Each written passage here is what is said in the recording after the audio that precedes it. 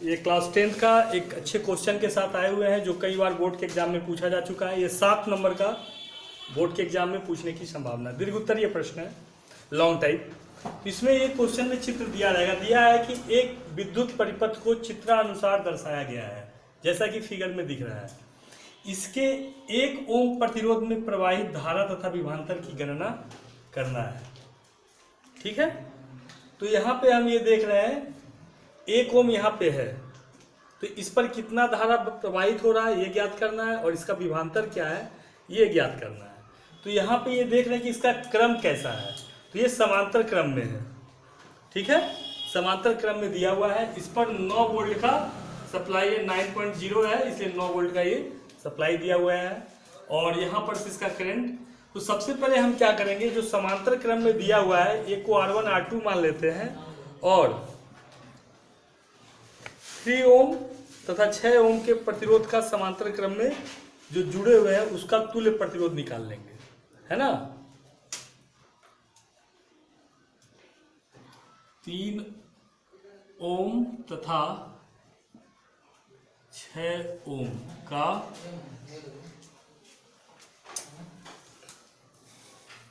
तुल्य प्रतिरोध। तो अगर इसको R1 मान लिया जाए और इसको मान लिया जाए R2, तो एक प्रतिरोध और R3 भी दिया है, तो R1 R2 R3 तीनों ज्ञात करेंगे तभी इसका तुल्य प्रतिरोध ज्ञात होगा। तो हम सबसे पहले इस R1 और R2 का तुल्य प्रतिरोध मान लेते हैं ना। तुल्य प्रतिरोध माना R डैश है, चूंकि ये कैसा है, समांतर क्रम में है, समांतर क्रम में दिया हुआ है।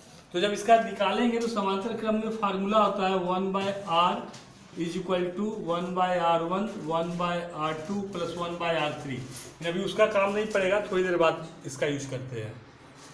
तो अब क्या करते हैं, यहाँ पे इसको R माने हैं R डैश, तो इसका तुल्य प्रतिरोध हम ज्ञात करेंगे।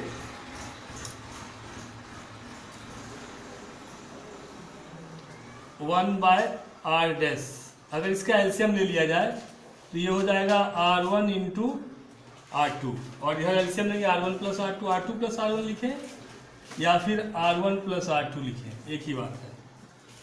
तो जब इसका तुल्य प्रतिरोध ज्ञात करेंगे तो ये इसका अपोजिट हो जाएगा, है ना। R डैश का मान क्या हो जाएगा, ये R1 इंटू R2 ऊपर चला जाएगा और R1 प्लस R2 नीचे आ जाएगा। अब इसके मान को बैठा देते हैं। R1 का मान है 3 ओम, R2 का मान है 6 ओम, R1 प्लस R2 यानी 3 प्लस 6 कटे 18/9 कट गया 2 बार में, ये आ गया 2 ओम।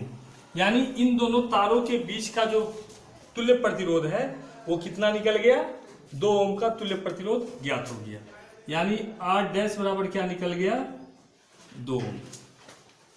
अब अगर हम टोटल तुल्य प्रतिरोध निकालें तीनों के बीच में, तो एक अभी हमारा R3 छूटा हुआ है ना, तो हम लिख सकते हैं R बराबर R dash plus R3। R dash का मान आया 2 और R3 का मान दिया है 1 इज इक्वल टू 3.0 ओम।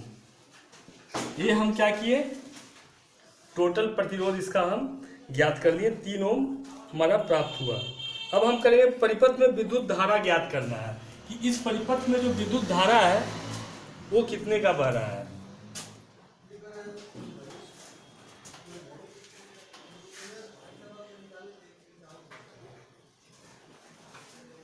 परिपथ में विद्युत धारा I is equal to V/R।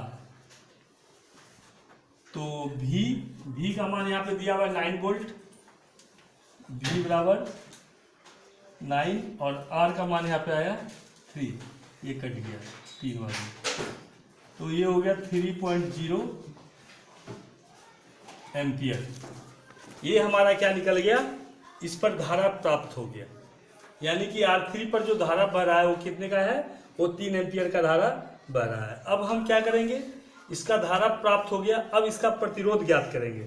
ठीक है, तो ये क्या होगा, यही धारा 1 ओम प्रतिरोध पर भी प्रवाहित होगी। ये धारा जो है 3 एम्पियर की धारा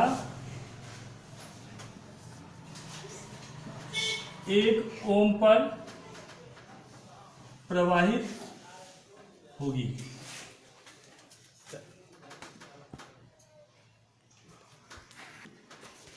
अब यहां पे धारा ज्ञात करना है कि 1 ओम प्रतिरोध प्रभावित होगी। 3 एम्पियर की धारा पर 1 ओम धारा क्या होगा, प्रवाहित होगी। तो इस पर 1 ओम पर प्रतिरोध के सिरों पर विभवांतर निकाल लेंगे। 1 ओम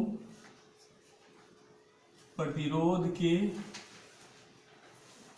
सिरों पर विभवांतर ये ज्ञात करना है। V बराबर, तो फार्मूला होता है आई आर, तो R3 का निकालना है, तो आई R3 कर दिए। I का मान अभी एम्पियर में निकला है 3.0 और R3 का मान दिया हुआ है 1.0 यहाँ से, है ना। इस मान को हम क्या किए, मल्टीप्लाई कर दिए, 3 1 3 ये, और ये हमारा ज्ञात हो गया वोल्ट। इस प्रकार से हम क्या देखें कि इस जो है ये जो R3 है इस पर धारा कितने का 10 एम्पियर का धारा जो है प्रवाहित हो रही है, और इस पर जो वोल्ट है यानी विभवांतर जो आ रहा है वो विभवांतर कितने का 3 वोल्ट का विभवांतर आ रहा है। ठीक है।